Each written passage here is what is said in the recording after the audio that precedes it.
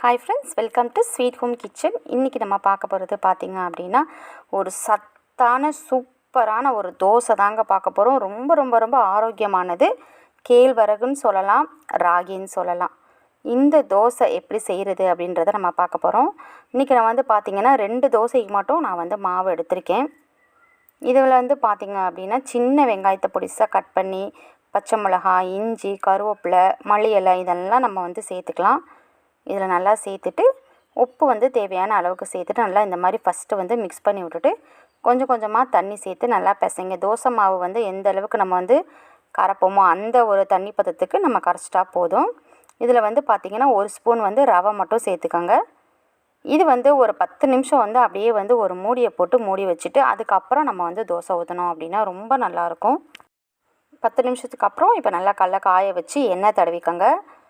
கடல பார்த்திங்கன்னா நல்லா காய வச்சுட்டு அதுக்கப்புறம் சிம்மில் வச்சிட்டிங்க அப்படின்னா நமக்கு தோசை வெந்துடும். நம்ம நார்மலாக தோசை ஊற்றுற டயத்தை விட 2 மடங்கு பார்த்திங்க அப்படின்னா இந்த தோசை வேகிறதுக்கு டைம் எடுக்கும். நமக்கு சீக்கிரமாக வேகவே வேகாது. டைம் எடுத்து அதுக்கப்புறம் தான் பார்த்திங்கன்னா நமக்கு நல்லா தோசை டேஸ்ட்டாக வரும். கொஞ்சம் நம்ம பொறுமையாக இருந்தோம்னா சூப்பரான தோசை நமக்கு கிடைக்கும். ஒரு மூடியை போட்டு மூடிட்டோம்னா இந்த வெங்காயம் இதெல்லாம் பார்த்திங்கன்னா நல்லா வெந்து நமக்கு வரும். அதனால தான் ஒரு மூடி போட்டு மூடிடணும். இதை அப்படியே பார்த்திங்க அப்படின்னா திருப்பி போட்டுடலாம். இந்த ராகி தோசைக்கு பார்த்திங்க அப்படின்னா தேங்காய் சட்னி நல்லாயிருக்கும்.